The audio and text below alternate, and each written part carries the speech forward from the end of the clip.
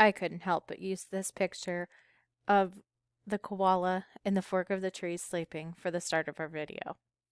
We're on chapter 9, called What Boy? Welcome back, said a soft, lovely voice. Jack opened his eyes. It was Morgan. They hadn't seen Morgan in a long time.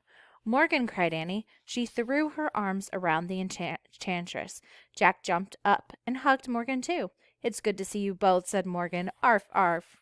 And it's good to see you, too, Morgan said, smiling at the little dog. Look, said Annie. She reached into Jack's pack and pulled out a piece of painted bark, a gift from a kangaroo. We have all 4 gifts now, said Jack.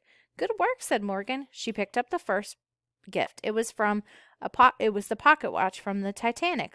Once upon a time there was a boy who wasted time, Morgan said. This watch teaches him that time is very precious. It must be used wisely.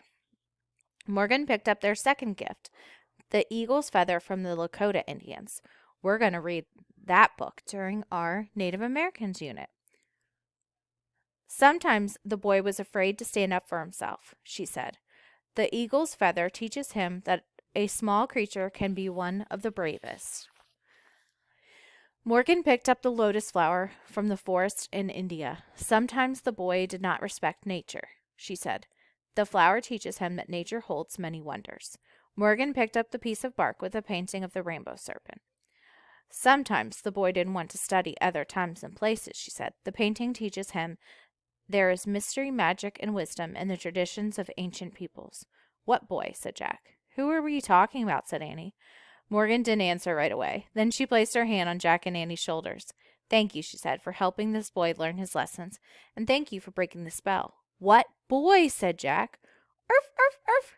Jack and Annie looked over at Teddy. Then something magical happened. In a flutter of time, in the spin of a whirlwind, Teddy was changed. He was no longer a dog. He was a boy. The boy was on the ground on his hands and knees. Chapter 10, Dreamtime. Meet my young helper from Camelot, said Morgan. The boy glanced up. He had a friendly, freckled face and tiny dark eyes. His hair was the same color that Teddy's fur had been. He looked a bit older than Jack, about 10 or so. Am I back? He asked. You're back, said Morgan. The boy leaped up and hugged her. Thank you, he cried. And I hope next time you'll ask before trying the spells in my spell book, said Morgan. The boy grinned sheepishly. I promise. Then he looked at Jack and Annie.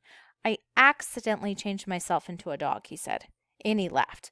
But at least I got to have exciting adventures as a dog, he said. You were a great dog, said Annie. We liked you as Teddy. What's your real name?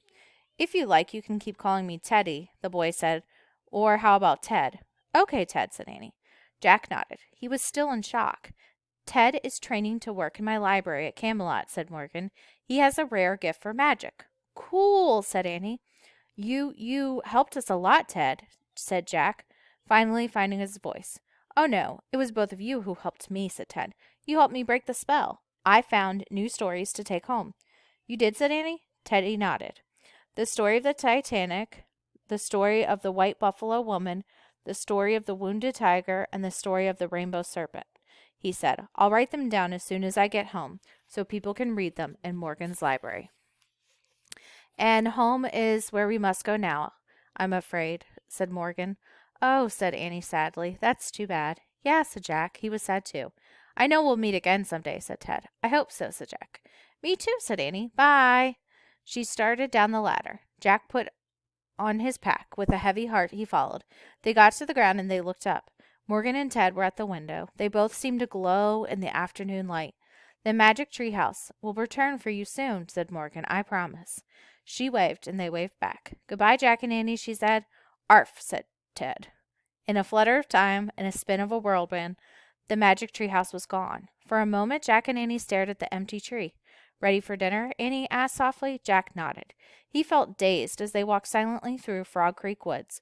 When they came to their street, the sun was setting. A flock of blackbirds flew across the silvery pink sky. Annie broke their silence as they headed for their house. We had great adventures with Ted, didn't we? Yeah, said Jack. It's like, he searched for the right words. Like living in Dreamtime, said Annie. Yeah, said Jack. He smiled. That's exactly what it was like. Australia is the world's smallest and flattest country and continent. The country of Australia is the only nation in the whole world to occupy a continent. So most continents have different countries on them. Australia is one big country on a continent. The continent is almost 3 million square miles, or the size of the United States without Alaska and Hawaii. Among the different animals that live on Australia are 170 different kinds of marsupials, including koalas, wombats, kangaroos, wallabies, which are like kangaroos but only smaller. The only marsupials that live outside of Australia are possums. Kangaroos have been in Australia for 25 million years. For every person in Australia, there are 10 kangaroos, and there are almost 19 million people in Australia. A kangaroo hops at 11 miles per hour, but can put on bursts of speed up to 30 miles per hour. Dingoes were used as hunting dogs. Koalas feed on gum trees, which are known as eucalyptus trees. People use the oil of eucalyptus trees in medicines for colds and flu.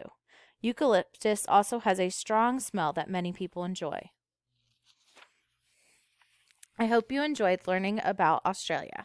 Next up, we're going to take a trip to Antarctica.